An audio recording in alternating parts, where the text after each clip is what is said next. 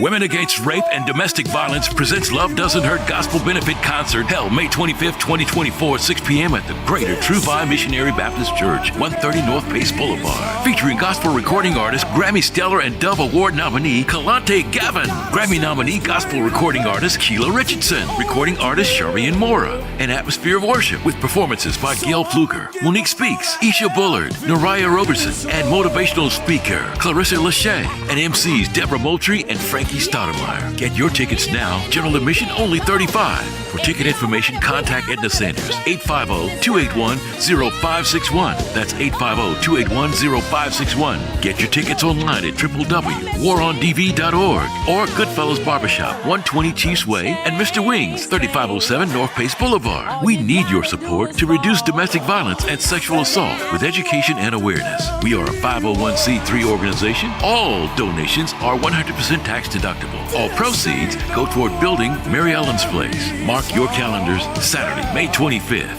and pledge your support to help WAR and DV.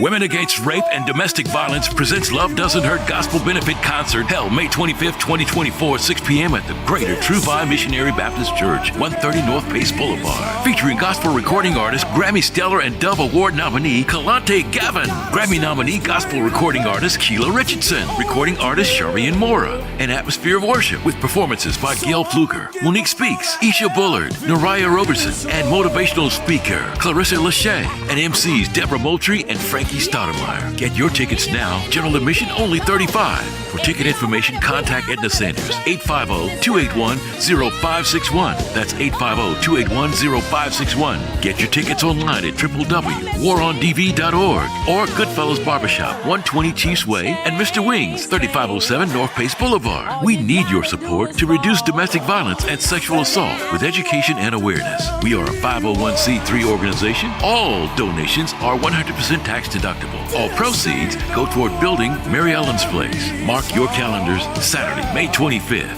and pledge your support to help WAR and DV. Women Against Rape and Domestic Violence presents Love Doesn't Hurt Gospel Benefit Concert held May 25th, 2024, 6 p.m. at the Greater True Vine Missionary Baptist Church, 130 North Pace Boulevard. Featuring gospel recording artist, Grammy Stellar and Dove Award nominee Kalante Gavin, Grammy nominee gospel recording artist Keela Richardson, recording artist Sharian Mora, an atmosphere of worship with performances by Gail Fluker, Monique Speaks, Isha Bullard, Nariah Roberson, and motivational speaker Clarissa Lachey, and MCs Deborah Moultrie and Frankie Stoudemire. Get your tickets now. General admission only $35. For ticket information, contact Edna Sanders, 850-281-0561. That's 850-281-0561. Get your tickets online at www.warondv.org or Goodfellas Barbershop, 120 Chiefs Way, and Mr. Wings, 3507 North Pace Boulevard. We need your support to reduce domestic violence and sexual assault with education and awareness. We are a 501c3 organization. All donations are 100% tax deductible. All proceeds go toward building Mary Ellen's Place. Mark your calendars Saturday, May 25th, and pledge your support to help WAR and DV.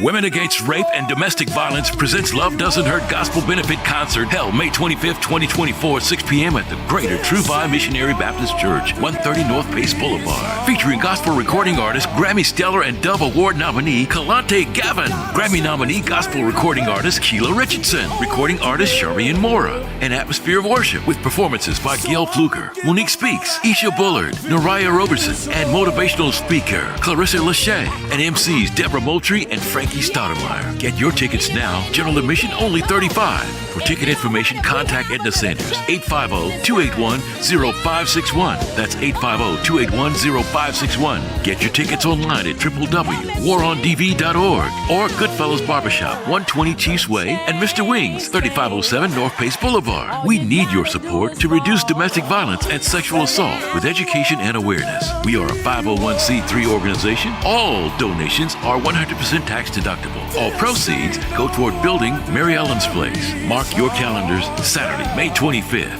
and pledge your support to help War and DV.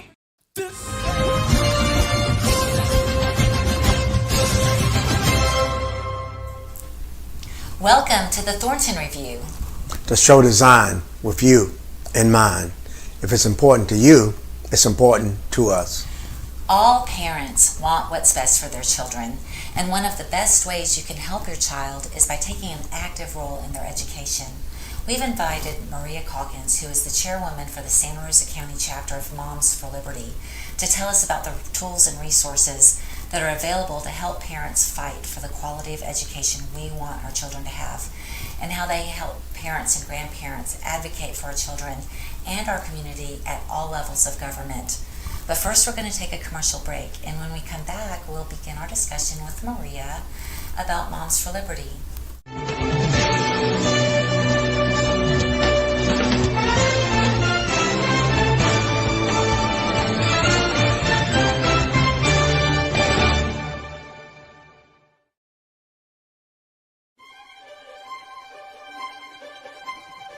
There is no government-funded program that can guide a man's thoughts.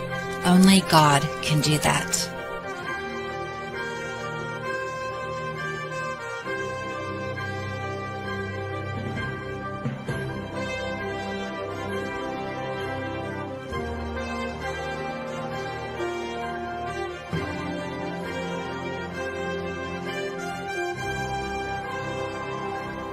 Moms for Liberty is a relatively new organization that has chapters in various counties across the United States.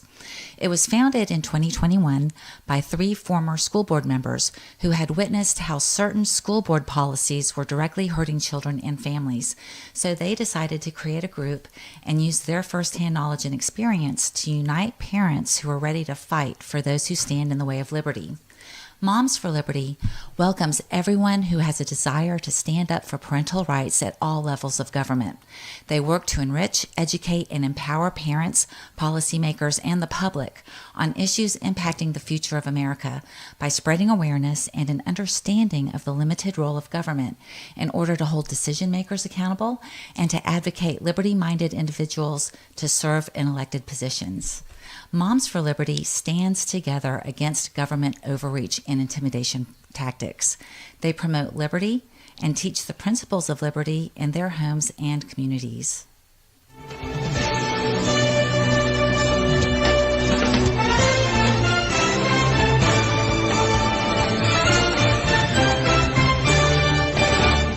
On my own here in Escambia County, ever since September of 2022, I've been going to almost every school board meeting. I've been calling people, I've been on the phone calling people and kind of sort of rallying the troops to go speak at the school board meetings for what is important to us and for what we believe is good for our children. And I think it's been very effective because we've gotten, with the books, we've gotten a lot of books removed from the school, and we got a really good superintendent appointed. So, you know, kind of like out with the bad, out with the old, and in with the new and the good. That's right. So, but I'm really curious about Moms for Liberty, about how you got started, and can you tell us about some of the issues that you're tackling? Well, we've been working on our project in Santa Rosa County for a year. We will be celebrating 1 year anniversary in March. Congratulations. March 30th. Oh. And it's been very successful.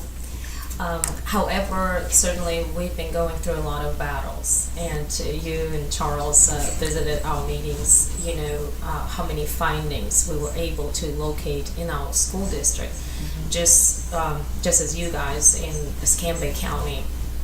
And just at our last meeting, we was discussing the newest findings presented by Miss Vicky, who you probably know. Oh yeah, know her very well.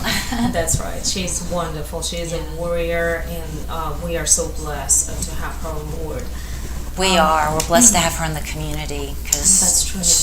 she was strong enough and courageous enough to stand up, even though she got a lot of backlash. That's right. She did what was right, and she wasn't afraid to do it. And that is a true educator at heart. She truly cares about children, just as we are with Moms for Liberty in Santa Rosa County. And the shocking findings, they both hurtful and motivating, because we understand that this fight is so serious and we need to be proactive. We need to bring more people on board.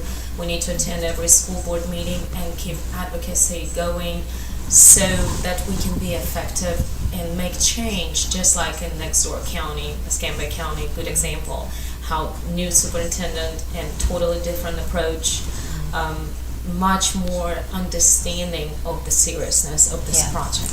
Well, I think that getting people together, we didn't have meetings before the school board meetings or anything, but we would have individual conversations over the phone about the issues, and then I get people to go and actually speak or to give their minutes to somebody else.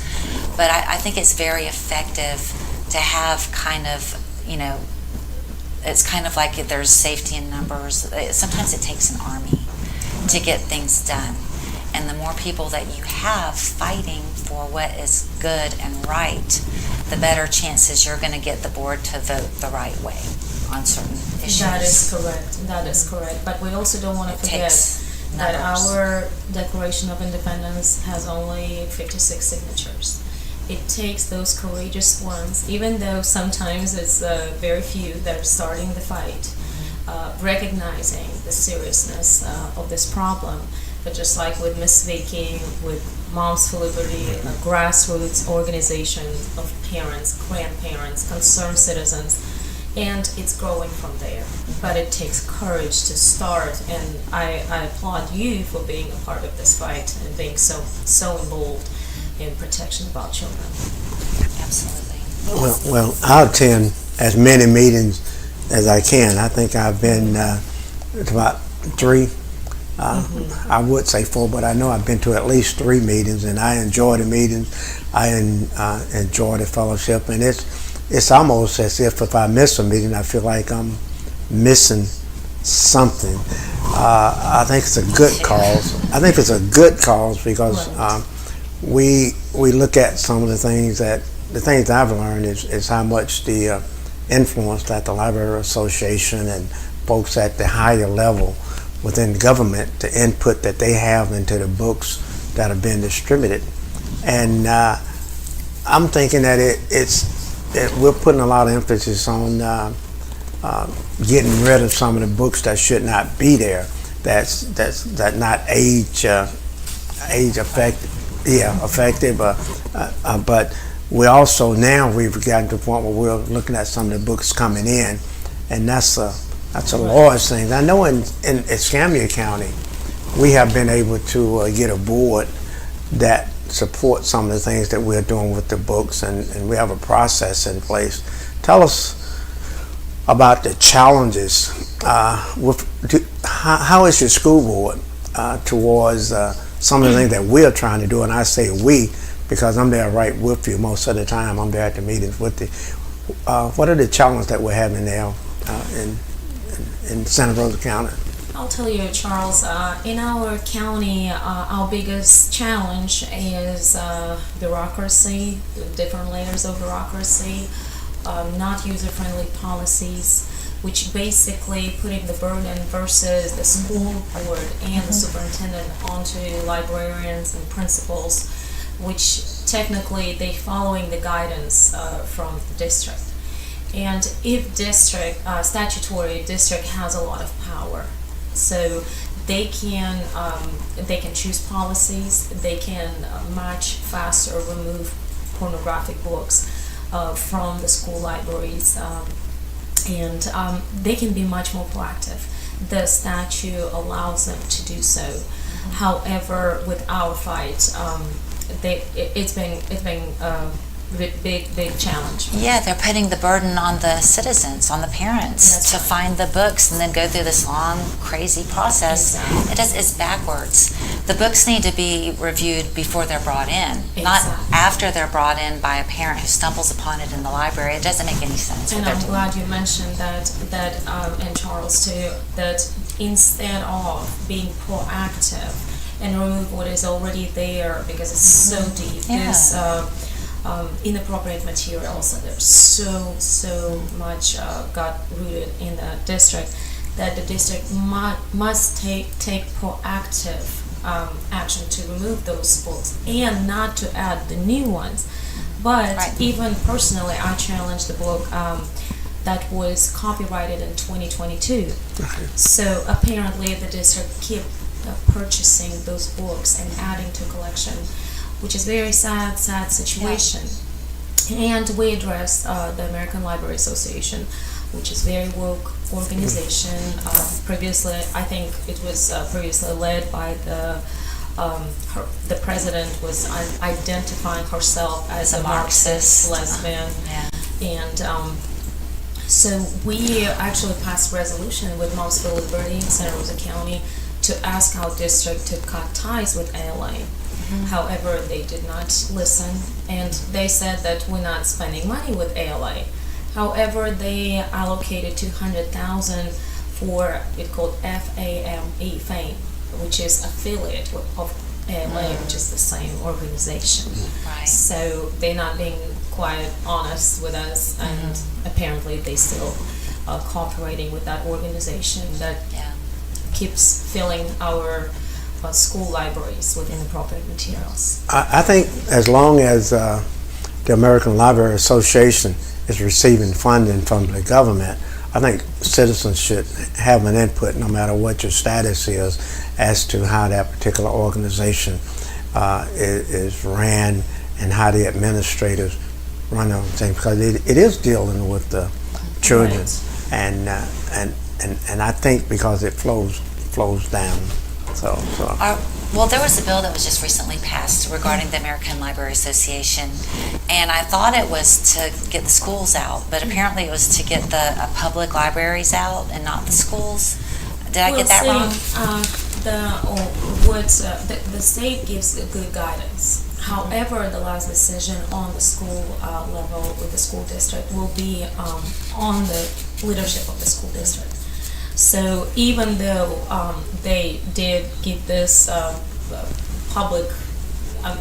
obviously public notice that, hey, we don't want to be a part of this organization, but our district, and as each district separately has to make that decision and not allocate money to spend with that organization. I have a question about the board members, in the district. Is it a thing where the board, if they wanted to, if they desired, they could actually go in and change policy? Are they saying that we have a policy in place and we're just going to go with the policy that we have, and the policy that we have say this, basically says the status quo until somebody push hard enough to change it? Is it a lack of push from the board, lack of attentiveness from the board? What's holding it up? Is it members, or is it the board collectively? Well, I think in general, that I'm just sharing my opinion, what's going on is when they get elected as a school board members, they immediately being pushed that mindset that they just have to be cheerleaders for the school district, to not say anything controversial, to be supportive of the leadership, and to follow the policies. They do not speak, and that's our biggest issue, that when we go to our school board meetings, none of the school board members even discussing everything. anything with us. They don't put anything on the agenda. They don't really share where they stand.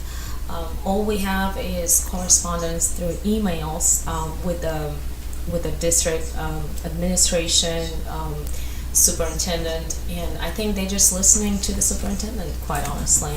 In Escambia County, the superintendent, we just went to a system where the superintendent is actually appointed by the board members. Right. At one time we had a strong superintendent where the superintendent was elected by the people, but now that superintendent is appointed, and I guess That turned out to be a disaster in the beginning. in the beginning, But anyway, it turned out to be disaster is gone. a disaster. So do you have the strong superintendent and the strong administration and the board members basically coalesce around the administration and what the superintendent say, or is that superintendent appointed there in Milton as he's elected by the people? In Santa Rosa County, I mean. Yes, in Santa Rosa County, the superintendent is elected, and in fact, it's going to be a re-election of this year in 2024, and our superintendent will have already an opponent that signed up to run, which is Brenda Stevens. Actually, she's a part of Mount Liberty team. Good So, job. Yes, she got very inspired with the whole situation. She got inspiration to run because of all these problems we have in the district, and the district is not taking an action to fix those problems. Does she have a background in the school district at all, or is she a teacher or Well, anything? I know she has a background in education, and yes, I'd let you guys invite Brenda and speak about Absolutely, her background. yeah. Yes, but I know she's very smart. She has years of experience being in positions of leadership and leading big organizations. That much I know about her, but yes, certainly I would encourage you to invite her for your show. Yeah, we would love to invite her for the Right. show, and if the superintendent wanted to come, Right. he can come as well. So Is it a male it's- superintendent? A woman. And we, if either one want to come, I would love to hear. Not together, but separately. Well, you might want to get a debate. I know, that would be good. That would be good. Yeah. Because I'm very much interested in the challenges that we have, and I wouldn't say this if I was just a bystander, but I'm not actually a card carrying member, but my presence is always there, and that the challenges that we're facing. I'm very much interested in trying to see what the barriers are and where the barriers are, and see can we move past those barriers to get to a situation where we can actually go in and take a look, a system in place, and not just wait on the parents to do it, because there are books that are probably being handed out every day, and the parents are not going to read the books unless something pop up. It's the children that are reading the book, and because the parents are not overseeing the book, just like the internet, then if it's most of the time it's too late before the child get a hold of something, and the parents find out about it. Parents, say our district always likes to brag about that the parents do not limit the access of children to get books from the school libraries. But if you think about it, how many parents would even think sending their kids to school that they can check out from school library pornographic materials? A year ago, I did not think that's possible. No, I didn't either. I thought that is so schools unfathomable. should be free from pornography, from any kind of inappropriate materials. Right. It's shocking information, and that's why even when we discussing policies, even we have debating about which policy going to be good, which policy going to be bad, I think any adult could understand. We do not need special committee or judges to decide.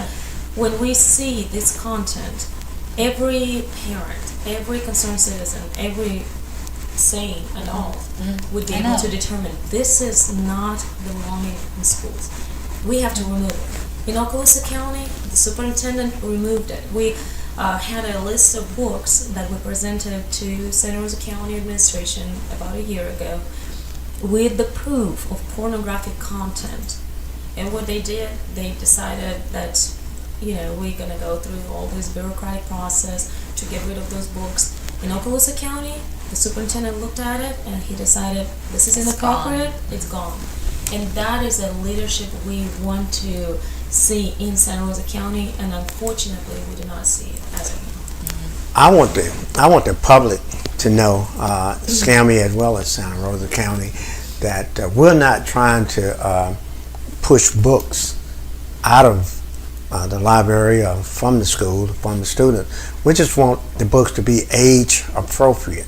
If you can take those two words and if you can implement those two and just make sure that that content is age appropriate, and if it's something that your child, you as an administrator, as a teacher, as a part of that particular system, if it's something that you would like your child to read, and if you would like your child to read it, and if it's not age appropriate, then that's on you.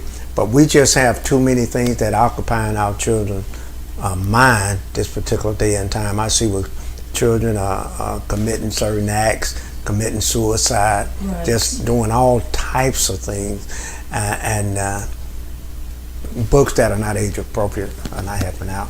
And I'll let you.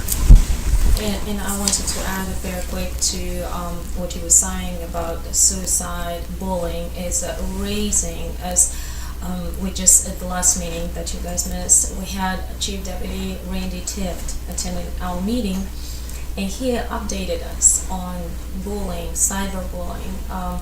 It's the mindset of children is getting much worse, and we ask ourselves why. Well, when we see school districts that are filled with pornographic materials, well, that's where kids don't have hope. Where is that purity?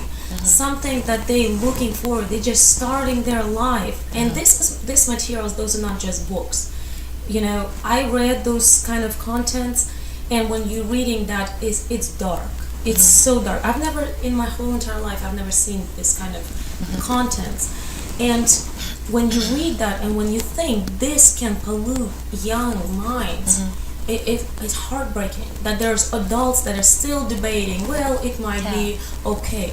It's not okay. And it gives our youth no hope for something better, something pure and clear in life. This is just their start, and we need to really activate and fight this evil. It's true evil. Well, we all know that there was some controversy with the founders of Moms for Liberty, and so I'd like to clear some things up, clear the air with the controversy.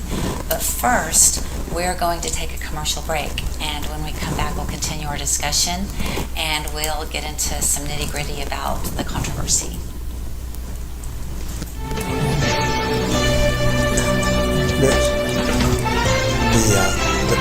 Her name is Kristen.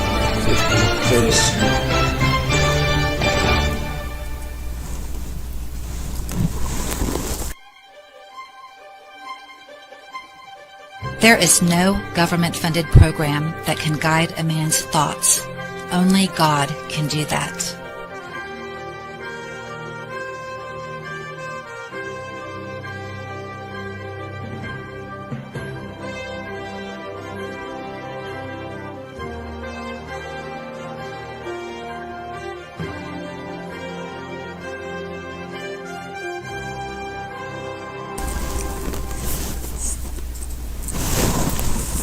There has been some controversy, I think everybody knows, with the founders of Moms for Liberty.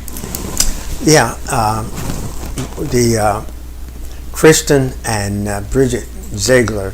I think Kristen was the chair of the Florida Republican Party, and Bridget was affiliated, one of the co-founders of Moms for Liberty, and also on the Disney board, and that created a lot of controversy when there was this sort of sexual thing that went on between the two of them and a third party. What type of effect did that controversy have? Has it had an effect on Moms for Liberty? I would say locally, statewide, even national-wide, to your knowledge. just based on what you're saying, what's your perception on the Well, effect? as a chairwoman of Santa Rosa County chapter, I can say on our chapter did not get any effect because we are laser focused on our mission. We have a lot of things we need to complete. And certainly the opposition would love to spread drama and create controversies when they are actually the ones who are sexualizing children. To me, yes, a lot of things happening in different people's lives, but what we have to keep reminding ourselves, what are we fighting for? We're fighting for protection of our children, and this is the most important topic. And when the left trying to push for controversies, when the opposition trying to push for controversies, we need to stay laser focused. This is our mission. This is what we do. We can't control what other people do, but we can control what we do, and we have to be focused on our mission. Moms for Liberty is a grassroots organization. We are just parents. We're grandparents. We're concerned citizens. We're not politicians. And we keep fighting as mothers fighting for their children. This is something you can't stop with some drama or controversies or some headlines, which certainly media You're your loves. own chapter, and you have your own people and your Exactly. community, and you're focused on the issues That's in right. your county. So whatever happened in South Florida happened in South Florida, and it can stay in South Florida because it's not going to affect us. That's One, correct. one way I look at it is from being a Republican and being a conservative, is that at first we took a look at it because we had to make sure that what was being stated was actually factual, had some truth to it. Once we found out in Florida as a party, we held a meeting probably within 2 or 3 weeks of that controversy coming out. And at that meeting in December, I believe what we done, we basically told the individual that we reduced his pay pretty much down to zero. We had a meeting, and then we had a larger meeting in January where we actually expelled him from the party. That's what conservative does. That's what Republican does. The same as, I don't know, I see so much hypocritical type of things happen. Just like with George Santos, we're short right now in the House of Representatives because we done the right thing, and we let the left and push us to getting rid of one of our congresspersons, but we felt it was the right thing. And what I can say to anyone out there, those individuals have their own price to pay. But like in any good organization, if you have a bad apple, something happened that you don't have control over, you take immediate action, corrective action. And the action that the party took was to get rid of the individual. And we didn't wait 3 or 4 months. We immediately got rid of that individual. And as a party, we're moving on. And I want to say to everyone that Christian was not a member of Mom for Liberty. His wife was, and she's no longer. I don't believe she no longer has a leadership role. She no longer has a leadership role because they have their own demons and things to deal with, and we just pray for them. Bridget stepped down from Moms for Liberty after the very first, when they started in 2021, I believe she stepped down from Moms for Liberty. So Bridget was not even a member of Moms for during Liberty. the controversy. Oh, wow, okay. That's correct. We done the right thing, and the only thing I can do is just pray for them That's that right. they would move on with their life, because like it was 3 adults. They were adults. That's And right. those were not children. We're not talking about children. We're talking about adults doing the And things that is you're exactly correct. We're Yeah. talking about adults. The morale of that, of course, it's not even our place to discuss this because, like you said, we can only pray. No. Pray for them, pray for that situation, that God takes over that situation. And stay laser focused on our on mission. what we're trying to do. That's correct. Okay. So if somebody wants to go to a Moms for Liberty meeting, or if they're just interested in learning more about Moms for Liberty, is there a website they can go to? Yes, absolutely. It's momsforliberty.org, and then you click Find My Chapter. You can find us on the map, Santa Rosa County chapter, and you'll find a lot of contacts on our page. Is it moms and then the number 4, Liberty, or is it FOR? No, I believe it's Moms for FOR. Okay. Momsforliberty.org. And is there an apostrophe in moms? Some people might try to. No. Okay, so because it's plural, momsforliberty.org. That's correct. Great. And is there an email address or I something? would share my email address. It's moms. At this time, it's number 4. Moms Okay. for Liberty, SRC, as one word, at gmail.com.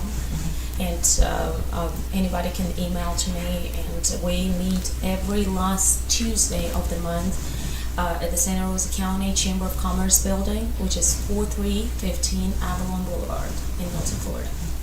And if a concerned parent has, if a parent has a concern about some of the literature and some of the things, because I see at the meetings, I see parents come in talking about what's going on with their children. If they have a concern, would it be okay for them to contact your organization and come in and bring their issue and maybe bring their support as well? Absolutely. We always welcome new guests, parents, and in fact, majority of our information that we're sharing with our chapter comes from either teachers or parents. Sometimes they would like to stay anonymous, sometimes they come to our meetings, but just like the latest information that got to our inbox was about tutor.com, which is an interesting thing that in Santa Rosa County, our students using an app called tutor.com, and currently Sounds innocent. Sounds innocent, but nothing is innocent when we're talking about Santa Rosa County School District. Currently, this app is owned by China. It's one of the largest Chinese investment groups, and headquartered in Hong Kong. So basically, all students' privacy could be potentially exposed to the Chinese Communist Party. Because another thing that we were able to discover, that company that owns tutor.com, the head of the company is affiliated with the Chinese Communist Party. Interesting. And if you think about that, it's not like a t-shirt that you bought and it's made in China and you own it. This app still owned by that Chinese investment group. And you put your information in and they have access to... That's how serious it is. This fight is so serious. We cannot get distracted with any drama, any controversies. We have to be so focused. We have so much work to do. I've seen quite a few people come as guest speakers. Sometimes I come just could be. I want to see the guest speakers. I know you've had Escambia County Commissioner Mike Kolar, District 2. Right. He was your guest speaker. There you had Michelle Salter, State Representative, was there. One week I came to a meeting and our former representative Mike Hill. I'm not sure what to call him. I may want to call him Reverend Mike Hill because he was more powerful than a deacon that night. I know. He's my former boss, by the way. Yeah, Mike Hill was there, and we had a preacher that was there the last time I came. That was the... Who was that? He's pretty powerful too. He was from too. a church in Milton. Or Baghdad. Pastor? Yeah. Pastor Bruce Chambers from Baghdad Assembly of God. Baghdad. Wonderful.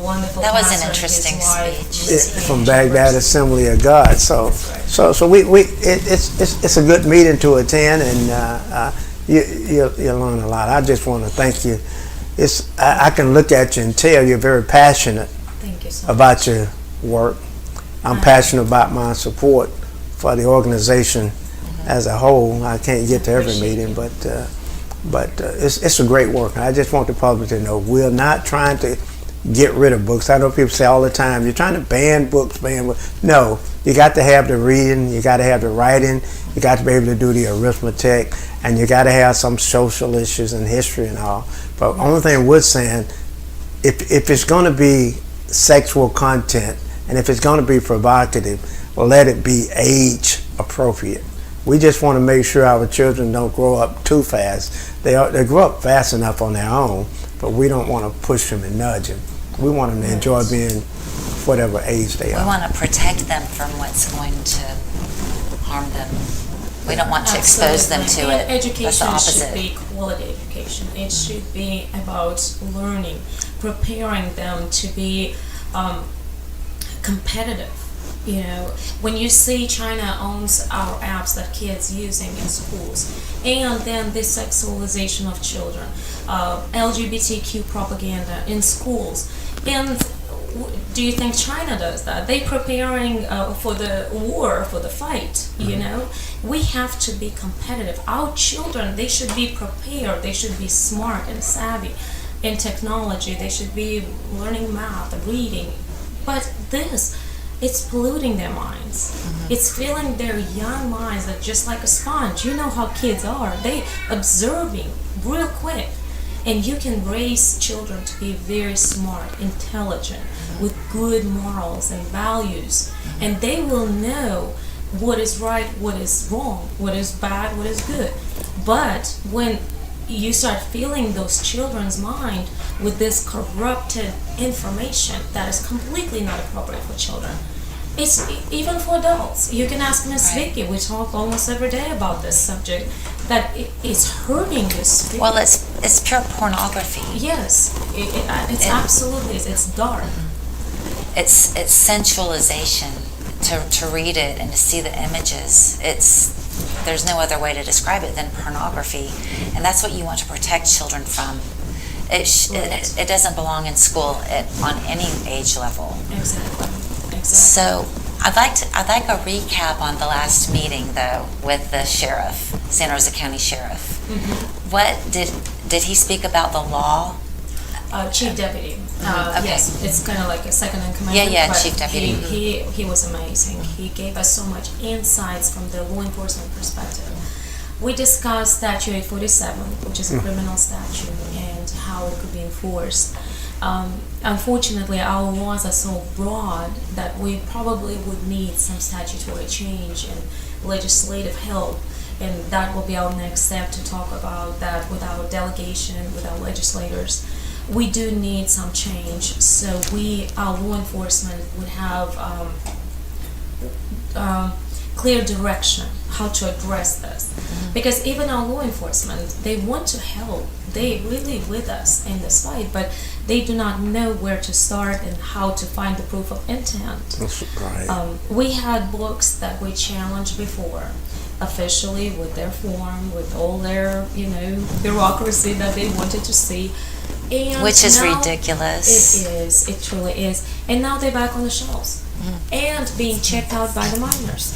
Well, I think Escambia County, there was some talk. I don't know if it's gone into effect, but one of the board members, I believe, wanted to charge people who don't have children in the school district $100 per book that they challenge. So now they're wanting to charge a fee to challenge the books. Nobody's going to pay $100 to challenge any books, and so we need to completely change the way that they do it. The book challenge is backwards.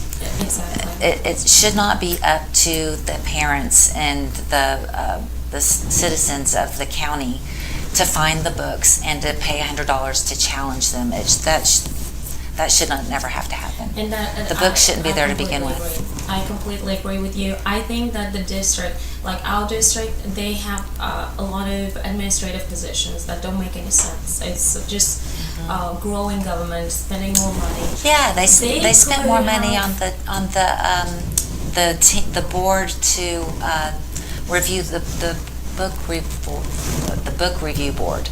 Book review board. They could have. They spent thousands of dollars. They had to buy a whole bunch of those bad books so that those people could read them. That's right. They could have spent money for one position to have a proactive reviewer that will be main direction. Like the media specialist. Make sure, right. Like the media specialist. You're right. The media specialist should do that, but our media specialist completely doesn't do anything. Right. They want the bad books in Escambia County too. They are for the pornographic books. They think it's okay to pollute children's minds, and I don't understand that. That is exactly true. We have a lot of opposition that they really believe it's okay Right. to have pornography available in schools. One thing you said that was really interesting is that the legislature should step up but even now it appears that the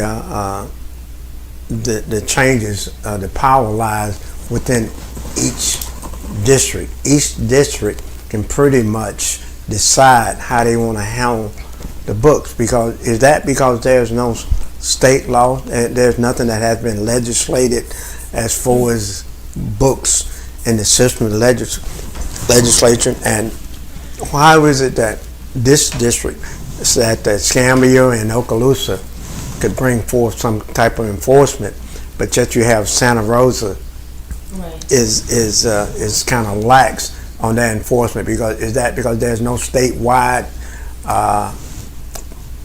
mandate or legislature? There is, Charles. There is a state laws, but the problem with state laws, they have no teeth. So it's very hard to enforce those laws. It's how you interpret the law, and if Right. they interpret it as it's not sexual material. And plus, they have also statutory, they have a lot of power. The district has a lot of power. The administration, the school board, superintendent, they are, I did not even know that to be on the board or to be a superintendent, you will have more say than even the state. Because every approach to the state was, they was giving us an answer that the school district is in control, which was both frustrating and sometimes. So we need to elect the people who are going to do the right On thing. another hand, I understand why, because historically it's much easier to approach your local government with your grievances than to go to the state or federal government. Right. That's why they have power that they have. And it makes sense. I like it. We just need the right people in power. Exactly. So it appears that if a county, if a citizenry is not satisfied, the best thing they can do is look at who's their elected official, or who is that person that they have elected, a person that they have elected who has appointed a person, and deal with it from that way. But at the same time, continue to deal with your legislative delegation, Right. and let them know, is there any way we can put more teeth into this, broaden it, Right. bring more enforcement to it? Because if something is on the books, I know how that works with immigration. We have laws on the books that can really stop and stop the flood of immigration right now. It's on the books, but it's not being enforced. So Exactly. just to bring it back to this right here, maybe and also some district may fear the retaliation of court challenge. They may not want to get into something because they feel like there's going to be a court challenge. But sometimes you have to do the right thing, and maybe the attorney that you have on staff, and they may have to fight a battle or two. I know we've had some court challenges here in Escambia County, Right. but we have an attorney, and I'm sure you guys have an attorney on staff too, that if they make a decision that they won't, the attorney will take the income, and unless they do something personally or something like that, anything to protect the children. What I'm saying is that the system is built for the children, the school system, facilities, classroom, and the environment. And if we're not doing that, I just see that we're not doing right by our children. And the public education is most funded area that we can even think about. And we thinking about, like you said, attorneys. We can afford and we must do the right thing. But the problem is, even with attorney like in Santa Rosa County, he couldn't quite give us a clear explanation of the statute, because he was playing with definitions and, well, it could be defined this way, this way. Right. I was like, look, we do not You have need to a look at special his legal opinion. When you look at those materials, we can challenge it. You know, Right. it's It's not right in your debatable, face. even. Right. Exactly. You can speak smart words. You can pretend being a very smart attorney that you know the laws and statutes, but you cannot deny the obvious. Right. This is obvious. Those people just want to corrupt children's minds. Exactly. They want their minds to be corrupted. And they want this new normalcy. Everything is normal. You know, even I'm sure you've heard about this UN headlines, even almost advocating for pedophilia to create that new normality. You know, this is also normal. This is where we're heading. If we're not going to stop this evil is targeting our children. And that's why I cannot stress enough how important it is for us to activate. If we don't have an attorney that can give us clear definition, this is wrong, and help us fight this battle, then that attorney needs to change. Same with leadership. That attorney should be able to, and I'm going to say that because I can see it, that attorney should be able to go in and give an interpretation to what he thinks or what he feels, his interpretation of the law. And if he doesn't, and if he or she is not able to interpret, they should be able to go somewhere and get an interpretation of the law. But what's going to happen, particularly in public schools, is that parents are going to eventually start taking their children out of public schools and putting them into private schools. And a lot of the funding that's out there that the public schools are getting, when you start seeing that decrease and you see that in the student population and the increase in public schools and in private schools and parochial type schools, then at that time, because those dollars are not guaranteed, because a lot of parents are not saying anything, they're just removing their children. And that's what happens with Santa Rosa County School District. They're losing a lot of enrollments, because especially with that HB1 that allows us to use funding that was allocated for each student to use for education. So if parents do not want their children to attend public school, they can withdraw and enroll them into private school and use that funding that the state allocates. So it's really creates a good competition for the school district. And now the school district should really fight hard to keep those kids in the public school, to give assurance to those parents that they deserve that funding because they're providing quality education free from indoctrination. Right. Well, when I was going to school, we had the basics. We had reading, writing, math, history, and science. Mm-hmm. That's what we had. There weren't any books in the library that have those crazy images or written by people who were, raped by men and enjoyed it.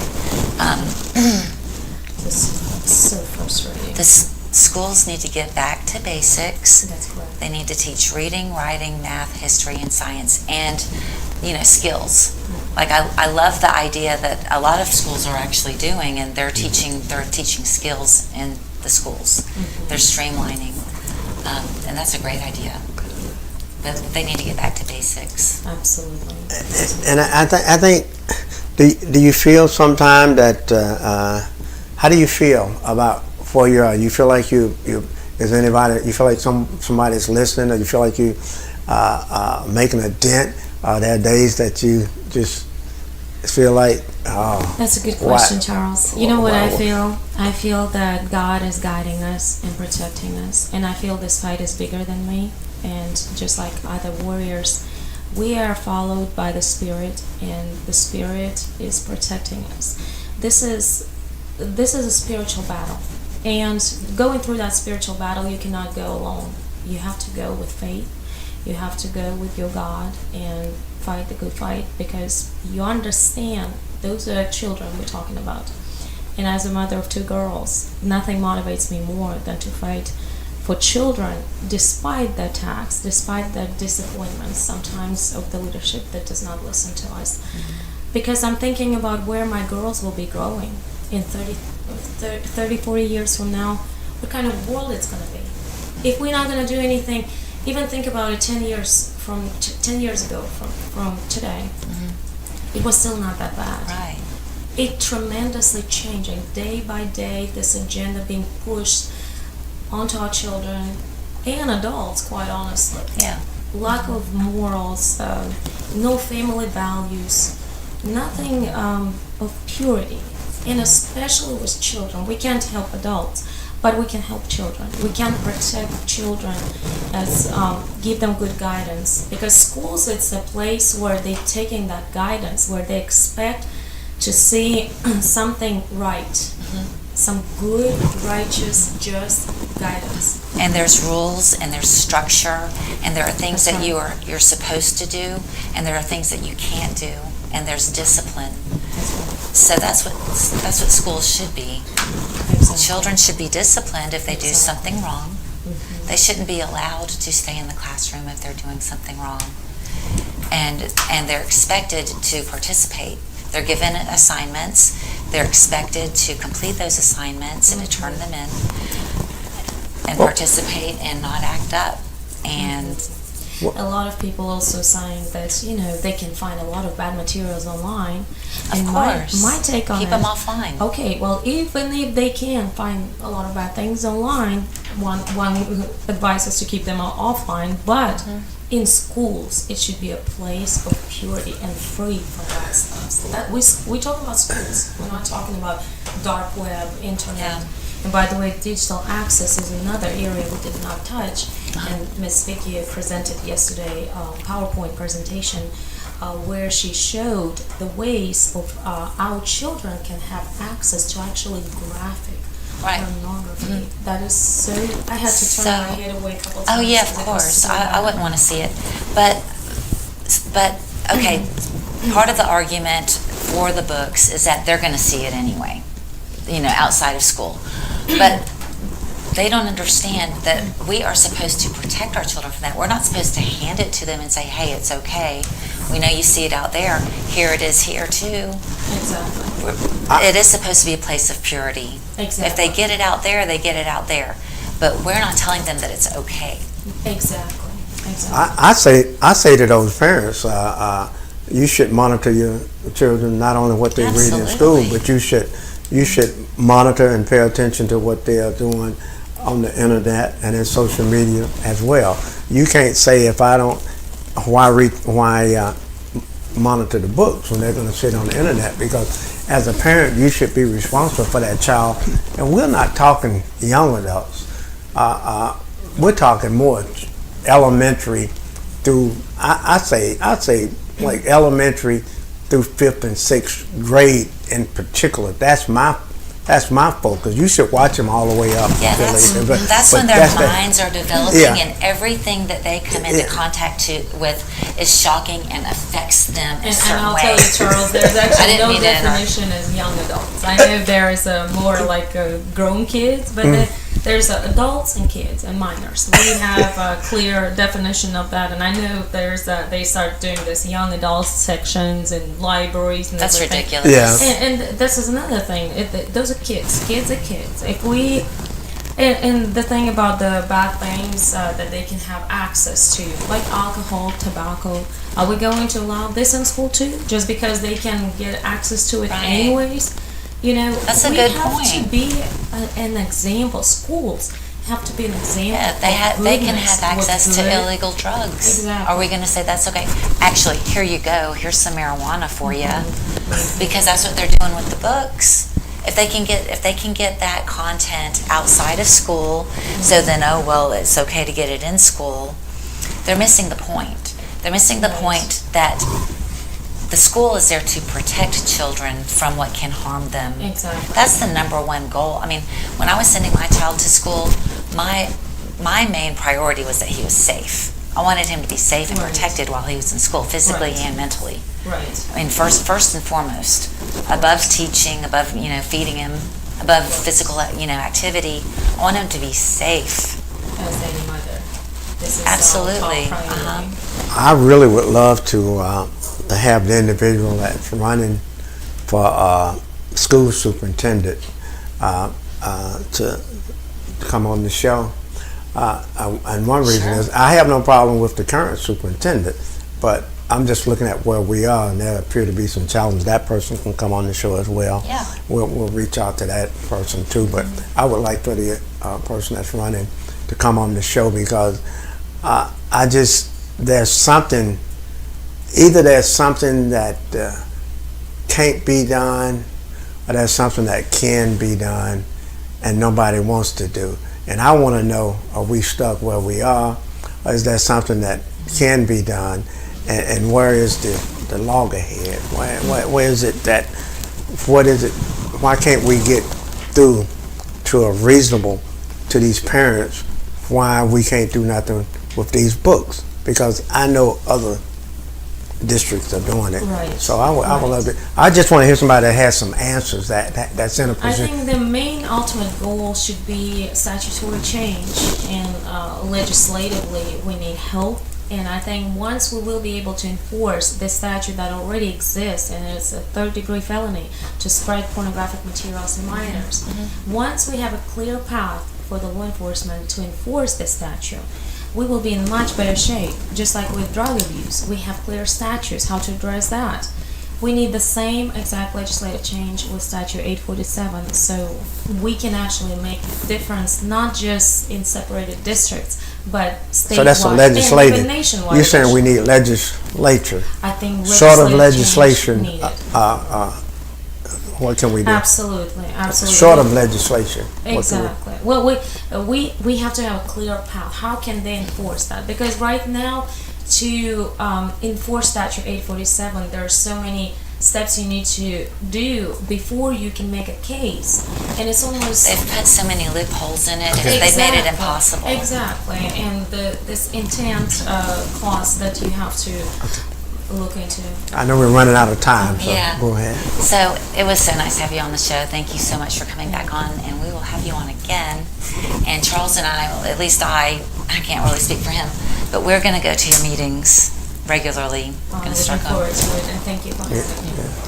So the Thornton Review is on the air to provide public service awareness and intellectual infrastructure to our community. You can watch our program on our new outlet, Pensacola Urban Network, Praise TV and WBQP 12.1 and 12.8. And you can watch us on Praise TV on ROKU Television Network, or download Praise TV on Google Play Store. And I want to say one thing. You can also watch us at the Thornton Review, www.thethorntonreview.com. We're also on the thorntonreview.com. This show was made possible by Ida Gates Godly Tees LLC, Next Door Real Estate Photography, First National Title Insurance Company, and our guest Maria Calkins, Chairwoman for Moms for Liberty of San Rosa County Chapter. And we want to thank you for watching this episode of the Thornton Review. The Thornton Review is on the air to provide public service awareness and intellectual infrastructure to our community. We hope you'll tune into our next show. Bye-bye. Bye-bye.